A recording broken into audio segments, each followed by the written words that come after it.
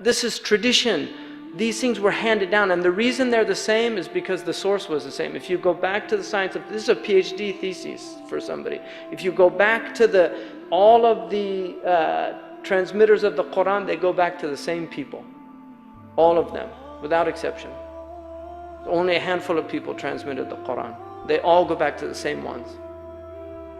And so this is one of the miracles of Islam, is the tradition that's handed down, unbroken chains.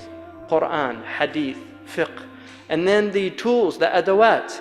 Even though they're different schools and they debate about things. You have the Kufan and the Basran schools in language. These are different schools. And they will debate about certain things. So all of this is part of the gifts of Islam. Now in this country, this is a country where tradition has been maintained. It's broken down in many places. People are very confused. But if you come to Turkey, there's much less confusion about what religion is. And the reason for that is that they protected this tradition. Their ulama did not allow these alien forces to come in and divide and conquer them. Because Allah says, وَلَا تَفَرَّقُوا. We forget that it's a prohibition to become sectarian in the Quran. It's a prohibition. There's nahi an tafarruq. Allah says, وَلَا تَفَرَّقُوا. How did the Muslims do that? They had no synods. They had no magisterium. They had no councils. How did they do that? If you look at the Jews have certain rabbinical councils that meet together and decide what's orthodoxy and what's not. If you look at the Christians, they had councils. They had the Council of Nicaea, the Council of Chaldea, they had the Council of Alexandria. They had all these different councils. They come together and they meet, and their bishops discuss what's going to be doctrine, and they hash it out. And then they come to certain agreements, and some of them disagree, they become heretics or heterodoxic. Right? And that's how the Muslims had none of that. There's no councils. There's no synods. There's no magisterium. How did they come to these agreements? This is a miracle of Islam. The providential hand that is taking care of this religion is so evident to anybody that's willing to openly look at it. How did they agree that there were, the Sunni community agree there are 4 basic madhab? How did they agree to that? Despite the fact we had dozens of madhabs. What happened to Layth? Really, where's Sufyan al-Thawri? These were great fuqaha, but their ways died out. Where's Imam al-Awza'i? Where's Abu Dawud al-Zahiri? Why Malik, Abu Hanifa, Shafi'i, and Ahmad? Why these 4? The inaya ilahiyya. These are the people that Allah, and it's not that the others were less than them, but for whatever hikmah, Allah chose these 4 to be the canonical schools of the Sunni tradition and the Ja'fari and the Shia tradition. This is a miracle of Islam. To do this and to have them accept each other. The fact that they had 4 mihrab in the Kaaba is a miracle of Islam. That they weren't fighting each other. And if the Maliki was late for his Dhuhr prayer, he would, if the Shafi'i was late for the Dhuhr prayer, he would pray with the Malikis. If the Shafi'i, the Hanafi, and the Hanbali were late for their Asr prayer, they would pray with the Hanafis. If they were late for their Fajr prayer, they would pray with the Hanafis. And this wasn't because they were sectarian. They had 1 mihrab in Medina. People say, oh look, they got to a point, there was so much sectarianism, they had 4 madhab. No, it was pre-microphone. Kaaba is a big place. They didn't, there was space for everybody, and that was the Sa'at al-Sudur. They had big breasts, and they let everybody pray there. Each madhab was honored. The Hanafi obviously got the biggest one because the majority were Hanafi, and the Shafi'i at one point also very big. The Maliki small, and then the Hanbali was very small because there were very few Hanbalis. But each was honored. And then in the Aqidah, you look at the Aqidah schools that were transmitted. The lots of debates. How did they agree on these things? Undeniably, there were periods of fitna, and we went through similar problems that other religions have had. But how did they arrive to these agreed upon things? This is not to deny that there are people, dissenters. There are, and if they were of a caliber that the other ulama recognized their right to dissent, they would acknowledge it. But if they were heretics, they would call it what it was. Right? Haraseya is a Greek word. Zandaqa is used in Arabic. But haraseya in Greek means to choose for yourself. A heresy is where you pick and choose your religion. You don't accept what's transmitted, what's agreed upon. And so in the Aqidah, this is what they came. They came to the Ash'ari, the Maturidi. The Ottoman Dawla was Maturidi. The Muhammad al-Fatih, he came into this city and conquered this city. The Prophet praised him. He said, Ni'mal Amir. He said, Ni'mal Jaysh wa Ni'mal Amir. Ni'mal Amiru Amiruhum wa Ni'mal Jaysh Jayshuhum. What a blessed Amir is their Amir, and what a blessed army is their army.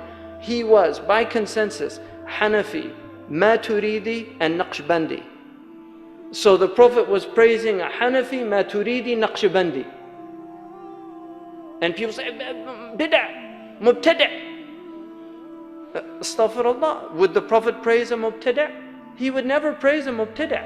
And yet we know he praised the conqueror of this city. He said, Ni'mal Amir. Ni'ma is the way the Arabs say the best. That's the best Amir, their Amir. And he would never praise worldly things, not like he was a great general, which he was. No, he was praising his Iman. He was praising his Aqidah. He was praising his practice, because he was Imamun Adil, and Sab'atun yadhilluhum Allah yawma la dhilla illa dhilluhum. 7 are given the shade of Allah on the day of judgment, when there's no shade except Allah's shade. The first, Imamun Adil, a just ruler. That's how high their maqam is. A high ruler. The dhikr of the umara is adal. That's their dhikr, to practice justice. They don't have to do a lot of subha, even though he did, or do a lot of tilawa, even though he did. Qiyam, they don't have to do any of that. If they're just, that's their dhikr. And they reach these high maqams. So that was who he praised. So this transmission. And then the third area, this is Iman, Islam, and Ihsan. How did they agree on the way of Imam al-Junayd? Imam al-Junayd is Imam by consensus. Imam al-Ta'ifatain. No Sunni can yat'anu fi. Dr. Omar, you're here, is a much greater scholar than I am. You know, I'm astaghfirullah, not even put my name under scholarship, but student of knowledge. But Dr. Omar, Imam al-Junayd, anybody disagree on him from the Sunni tradition? Do you know? Nobody. Ibn Taymiyyah praises him, everybody praises him. He's Imam al-Ta'ifatain. He was a great scholar in his madhab of Thawri. He was a great scholar, and he was a great Sufi. And his tasawwuf spread because one of his students was the single most important narrator of Abu Dawood's Musnad. So when Abu Dawood, the Sunan of Abu Dawood, when he went to Mecca and began transmitting the hadith, he taught Imam Junayd's teaching there, and it spread all over the world. So in Morocco, the little children, they learn fi aqd al-Ash'ari wa fiqh Malik wa fi tariqat al-Junayd al-Sadiq, and that's what they all learn. The aqid of Imam al-Ash'ari, the fiqh of Imam Malik, and the way of Imam al-Junayd. And this was Islam, Iman, and Ihsan. And people say, you know, where is that? Where's tasawwuf in Islam? Where's the word? It's a technical term. It's a technical term, just like mantiq, kalam, fiqh. Fiqh is a technical term. People forget that. All the hadiths in which the Prophet uses fiqh, he did not mean jurisprudence. He meant understanding. مَنْ يُرِيدِ اللَّهُ بِهِ خَيْرٍ يُفَقِّهُ فِي الدِّينِ. He gives them an understanding of the religion.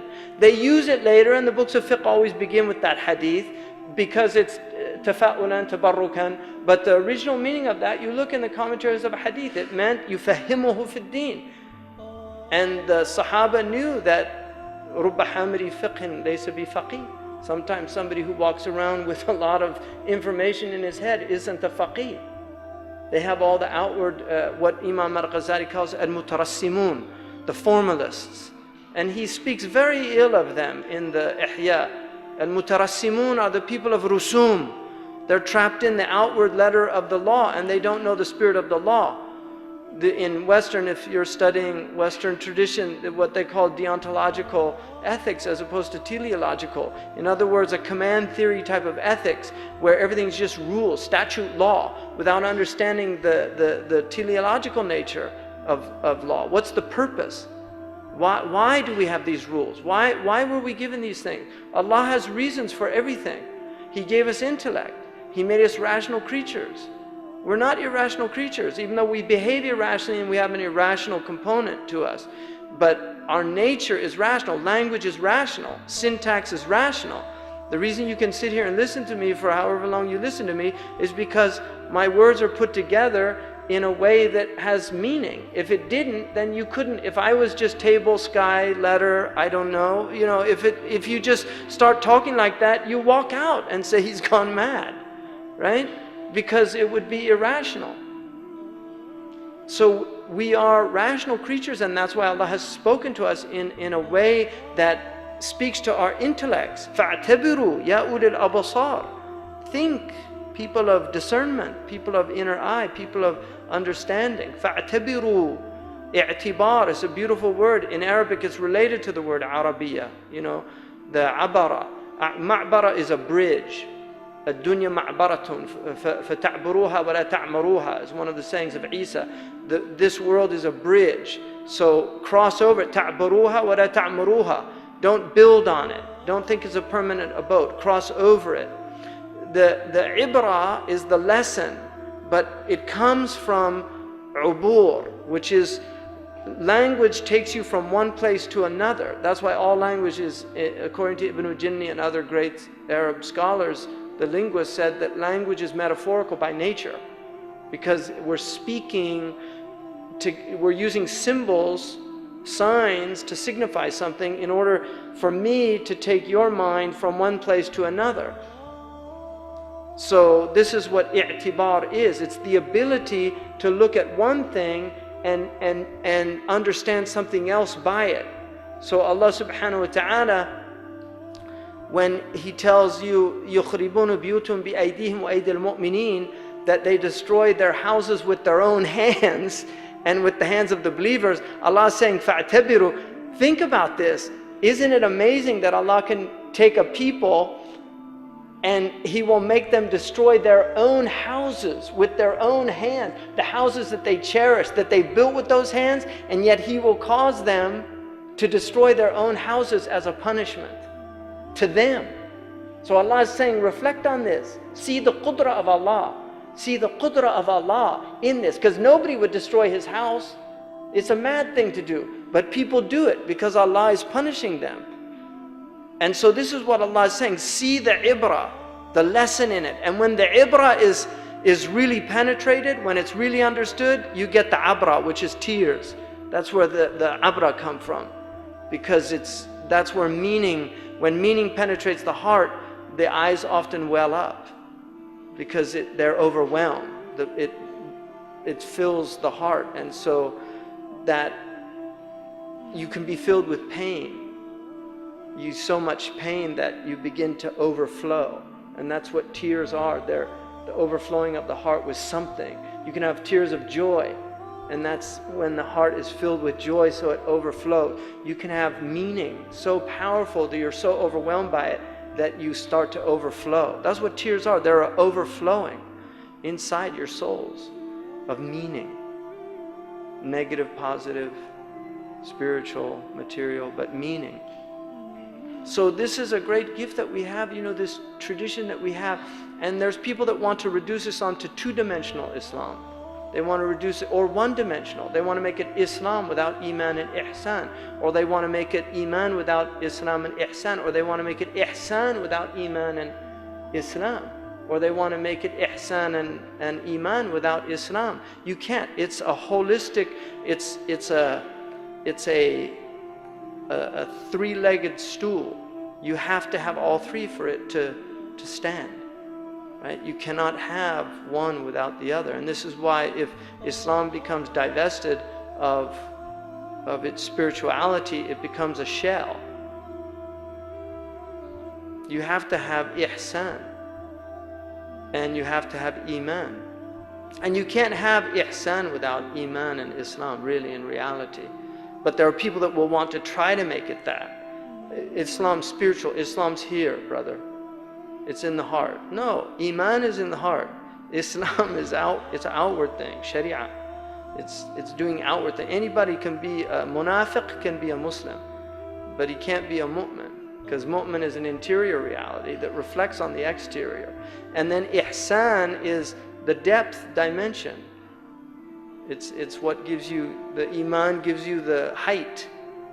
Islam gives you the breadth, but ihsan gives you the depth. And that's why what you witness here is ihsan, because these were people of ihsan. And these were great people of ihsan. And so it's, you know, I just, to a few statements in conclusion, one of the things, all of us are on a journey. This is the nature of life on earth.